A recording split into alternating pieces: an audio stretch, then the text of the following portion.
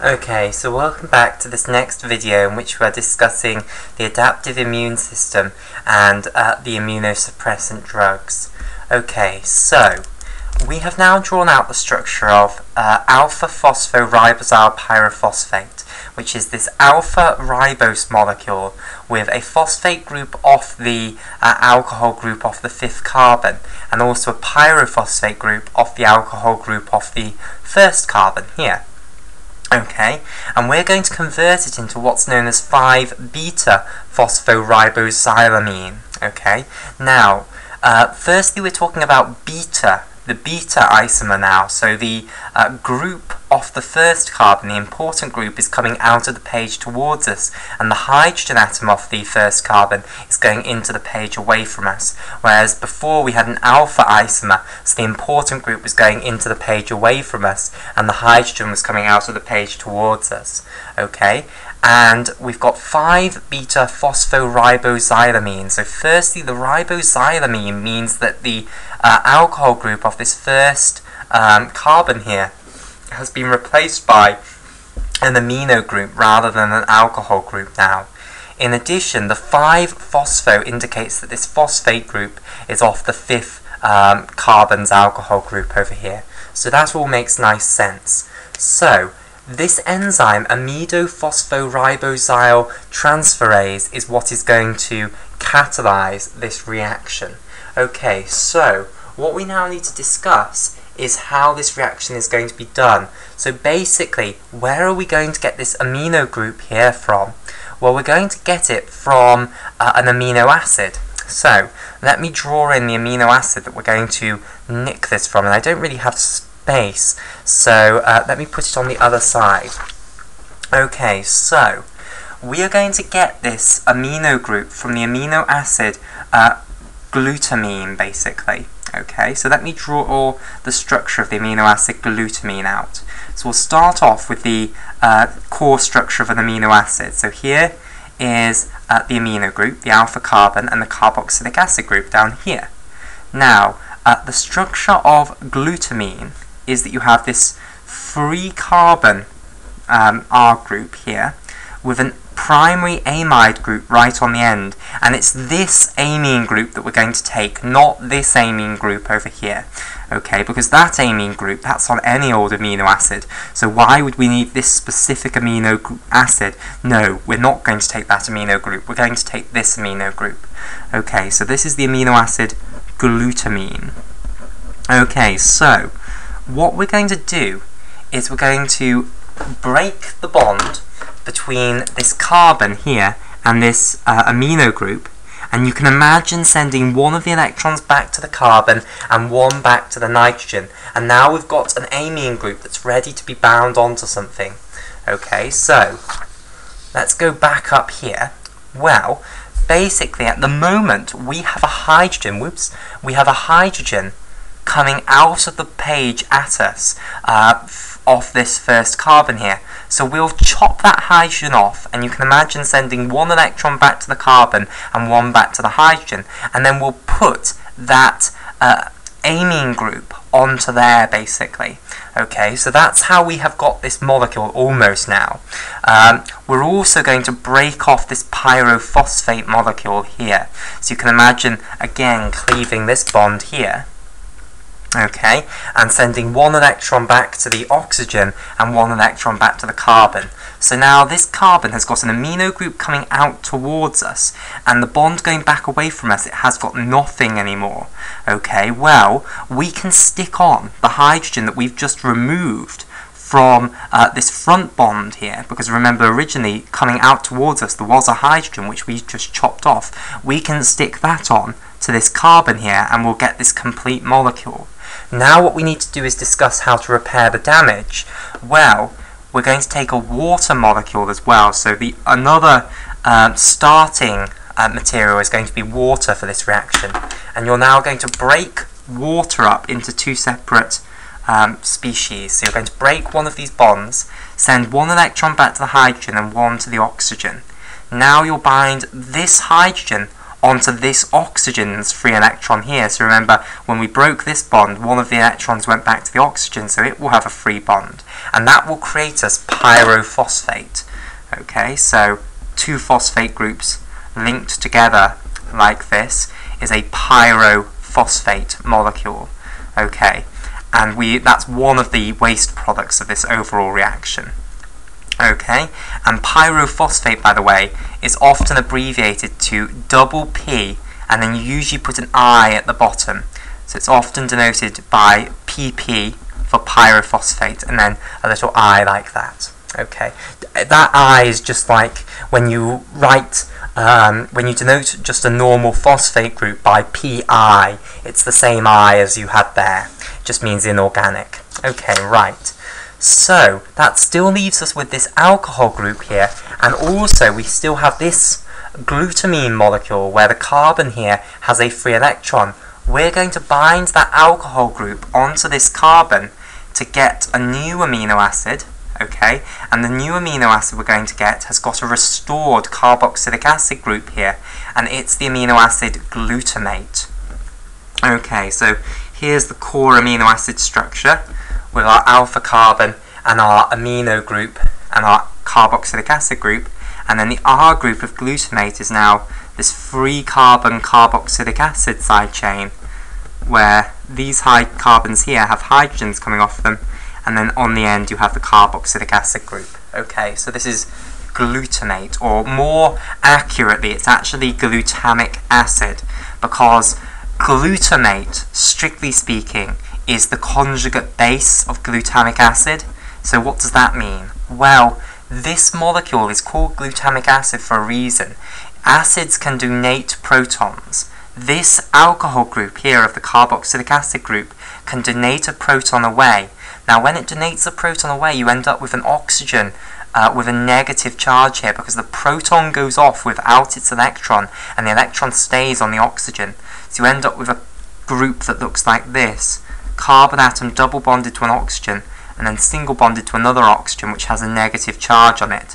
Okay, now this is the conjugate base of glutamic acid. The molecule that has this group on its end here, that would be the conjugate base of glutamic acid, and that's what glutamate, strictly speaking, is. It's the molecule once it lost its proton. So the molecule that I drew strictly here is glutamic acid. Okay, now the reason it's the conjugate base is because this no longer is an acid molecule, it's actually a base molecule, because it's capable not of donating a proton, but of receiving a proton. Instead, protons can come and bind to this negative charge here and restore back the glutamic acid molecule.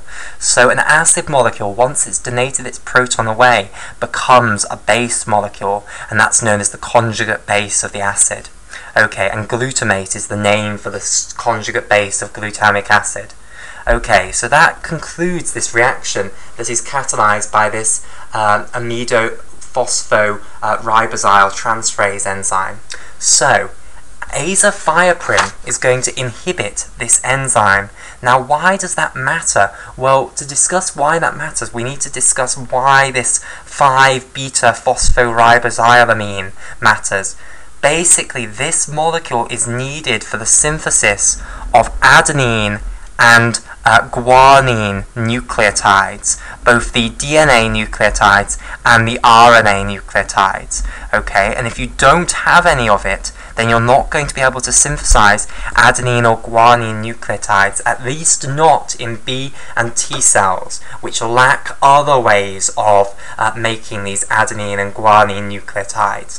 Other cells have ways that they can bypass this problem.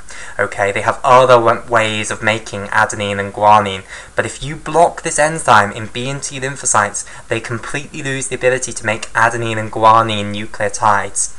So, this means that they're no longer capable of producing RNA or DNA, because they're not going to have any guanine or adenine nucleotides, which are essential for both RNA and DNA. So, you're not going to be able to transcribe genes, which means protein synthesis is going to come to a halt, and also you're certainly not going to be able to copy the entire genome, because that's going to require a huge number of adenine and guanine nucleotides. Okay, so basically DNA replication is halted and transcription is halted, protein synthesis is halted. So those two things mean that these B and T lymphocytes are not going to be able to divide, basically. So you're going to stop the division of B and T lymphocytes, and that will stop the adaptive immune response, okay? It will stop all three of those pathways that we've looked at for the adaptive immune response. So azathioprine is another very powerful immunosuppressant drug. Okay, so the final class of immunosuppressant drugs that we want to look at in these videos are the glucocorticoids. Okay, now these are interesting because they are not only immunosuppressants, but they are also anti-inflammatories. So we also talked about the glucocorticoids in my videos on the innate immune system, or the acute inflammatory response, and the anti-inflammatory drugs. Okay, but they also have immunosuppressant effects. So they have effects against the acute inflammatory response, or the innate immune system, and also the adaptive immune system. So, what examples of glucocorticoids are there?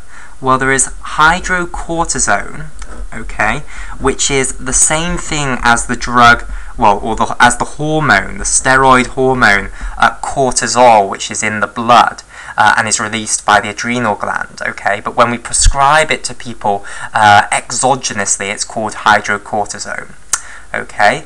There is also synthetic glucocorticoids, such as prednisone, which is a prodrug, okay? So this is not the active drug. It won't have immunosuppressant effects itself, but it's going to be activated in the liver to a drug which will have effects, and the drug it's activated to is prednisolone. Okay, so prednisolone is then a glucocorticoid which will have immunosuppressant effects. Another glucocorticoid is by the name of triamcinolone. Okay, and this is a little bit longer lasting than prednisolone and hydrocortisone. And then an even longer lasting one than triamcinolone is then dexamethasone. Okay, so these are the main 4 examples of glucocorticoid drugs. Okay, now, how do these glucocorticoid drugs work? Well, basically they go into all cells within the body and they're going to activate a receptor. Okay, so I'm going to talk about the general pathway which they're going to activate within cells, and then we'll talk about how this pathway activated in certain cells is going to produce an immunosuppressive action. Okay, right. So, firstly, what happens is all of these drugs bind to a receptor that is in the cytoplasm of the cell. Okay? So they bind to what's known as the glucocorticoid receptor, alpha. Okay, so this is often abbreviated to GC for gluco and then corticoid, and then R for receptor and then alpha. Now, usually the glucocorticoid receptor alpha is in the cytoplasm of the cell and is bound to another protein known as heat shock protein 90, or HSP90. So HSP90 stands for heat shock protein 90. Okay, and usually it is bound to the glucocorticoid receptor alphas. Okay, now what's going to happen is that the glucocorticoid molecule, whether it's hydrocortisone or prednisolone or triamcinolone or dexamethasone, is going to come and bind to the glucocorticoid receptor alpha, and it's going to cause the dissociation of the heat shock protein 90.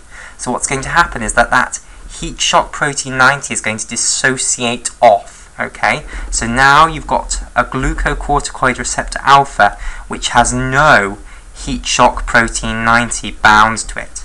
And what can happen is once the glucocorticoid receptor has got rid of this heat shock protein 90, it can dimerize with another glucocorticoid receptor alpha which has got rid of this heat shock protein 90. Okay, so here is another glucocorticoid receptor alpha. and it's also got a glucocorticoid molecule bound to it, and therefore has no heat shock protein 90. Now, this dimer of two glucocorticoid receptor alphas is then going to go into the nucleus of the cell. Okay, so it's going to translocate into the nucleus of the cell, and it's then going to act as a transcription factor. Okay, and it's going to increase the expression of certain genes, okay? So, and also decrease the expression of certain genes. Now, this is happening in all cells. So in all cells, glucocorticoids will go in and bind to glucocorticoid receptor alphas, cause this dimerization, and then this transcription factor is going to affect the expression level of certain genes, okay? But we're specifically interested in the immunosuppressant actions of these drugs, so we're interested in what genes they're going to turn up and down in B and T lymphocytes particularly. And it should be noted that glucocorticoids have very widespread effects. They are nightmares of drugs because they do so much. They go into every cell and they change gene expression, okay, so they cause a huge number of effects, but we're looking at their immunosuppressant effects. So, what are they going to do? Well, one thing they're going to do is they're going to reduce the expression of interleukin-2, and this is going to stop T-cell activation, because if you remember back to when we were discussing T-cell activation, and I'll just try and find a piece of paper where we did this, okay, remember that when you're trying to activate either a CD8 positive or CD4 positive naive T-cell, you give signal 1 and signal 2, which then result in an increase in calcium, which then binds to the calmodulin to form calcium-calmodulin complexes, which activate calcineurin enzymes, which remove the phosphate groups off the serine-rich regions of the nuclear factor of activated T cells, which goes into the nucleus of these naive CD4 positive or CD8 positive T cells, and increases the expression of interleukin-2 and interleukin-2 receptor alpha. Interleukin-2 then is secreted from the cell and is going to act on the now complete interleukin-2 receptor, which has this alpha, beta, and gamma component. Okay, and before the naive CD4 positive or CD8 positive T cell only had the beta and the gamma subunits. It didn't have the alpha subunit. Okay, so once you've made the alpha subunit, you have a complete interleukin-2 receptor, and the interleukin-2 that's been secreted can then act on this complete interleukin-2 receptor and causes signal 3, okay, which then causes the CD4 positive or CD8 positive naive T cell to differentiate into a T helper 0 cell if you're a CD4 positive naive T cell, or a cytotoxic T cell if you're a CD8 positive naive T cell, and then proliferation will follow. Okay, so if you stop the production of interleukin-2 in these naive CD8 positive and CD4 positive T cells via these glucocorticoid receptor alpha dimers, okay, then you're not going to get the activation of these T cells. Okay, so that is one of the main mechanisms by which glucocorticoids lead to immunosuppression. They stop the production of interleukin-2, and this stops T cell activation. So this leads to T cell activation going down. Okay, another one of the targets for glucocorticoid receptor alpha is that it's going to reduce the production of interferon gamma in T cells. Okay, so remember when we were talking about the cell-mediated response against phagosomal pathogens, what happens is a macrophage engulfs this pathogen, and then the pathogen gets the better of the macrophage. It stops phagolysosomal fusion and then lives inside the phagosome. So what happens is the adaptive immune response is turned on. You activate CD4 positive naive T cells, and then they are going to become they're going to give rise to a huge population of T helper 0 cells, and then what's going to happen is the macrophages which are struggling to kill these pathogens will release interleukin-12, which will drive the differentiation of the T helper 0 cells into T helper 1 cells. These T helper 1 cells will then come out of the lymph node into the bloodstream, and then they'll be recruited by the endothelial cells of the blood vessels in the affected area into the interstitial fluid of the infected area. Okay, and there they're going to start releasing interferon gamma, which tells the macrophages that they can use more brutal methods to kill this pathogen, methods that potentially are going to be more harmful for the surrounding tissue. Okay, so what's going to happen is that if the glucocorticoid receptor alphas have been activated within that T helper 1 cell, then these dimers of glucocorticoid receptors alphas will prevent the production of interferon gamma, and therefore they will turn off that branch of the adaptive immune system. Okay, finally, one major thing I want to mention is that glucocorticoids also have an ability to do something that isn't really well understood at all in T and B lymphocytes. They have an ability to kill T and B lymphocytes. They can cause what is known as glucocorticoid-induced apoptosis in B and T lymphocytes. So many B and T lymphocytes will begin committing suicide, basically, in response to exposure to glucocorticoid drugs, and it's not understood how that actually occurs. But if the glucocorticoid receptors lead to the induction of the production of pro-apoptotic molecules, then that would make sense as a mechanism for how it could induce intrinsic apoptosis, but we don't know which pro-apoptotic molecule that it induces the expression of, or whether it stops the expression of an anti-apoptotic molecule potentially, which then tips the balance. Okay, but the point is that glucocorticoid receptors are capable of producing very powerful immunosuppressive actions when they're activated by glucocorticoid drugs. So glucocorticoids are also a very powerful immunosuppressive agent. Okay, so that now concludes our discussion of the adaptive immune system and the immunosuppressant drugs.